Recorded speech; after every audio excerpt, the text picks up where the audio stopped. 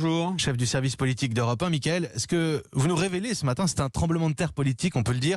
Renaud Muselier devrait faire liste commune avec des macronistes. Oui, c'est même pratiquement bouclé ce matin. Renaud Muselier va effectivement intégrer sur sa liste des élus macronistes. C'est le résultat d'une longue négociation voulue par Emmanuel Macron, qui a souhaité que dans le Sud, il y ait un accord avec la droite dès le premier tour, afin de pouvoir repousser la menace du RN avec un Thierry Mariani, vous savez, qui est un enfant du pays et un ex-LR.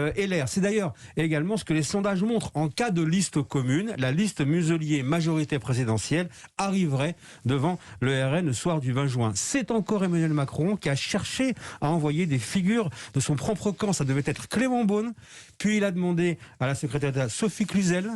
À l'heure actuelle, elle négocie sa place et d'ailleurs, c'est plutôt incertain pour sa présence. On devrait en savoir un peu plus aujourd'hui, Mickaël. Oui, parce que la scénographie a été mise au point hier soir jusque très tard. Ce matin, Renaud Muselier doit s'exprimer et rappeler qu'il travaille avec le gouvernement main dans la main dans le cadre du plan de relance avec un objectif, sa région d'abord. Dans l'après-midi, il y aura une conférence de presse pour détailler l'accord politique entre des élus de droite et Emmanuel Macron, soutenu par ces barons du Sud, Estrosi, Falco, Martine Vassal. Et selon nos informations, cet accord sera entériné officiellement au plus haut niveau de l'État d'ici la fin de la semaine.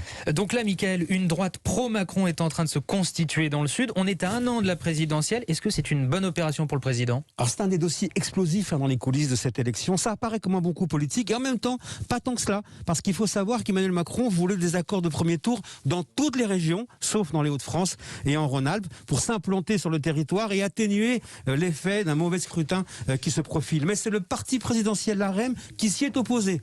On a raté le coche confie un macroniste haut placé et qui rajoute, avec cet accord dans le Sud, c'est trop peu et peut-être trop tard. Mickaël Darmon, chef du service politique d'Europe 1.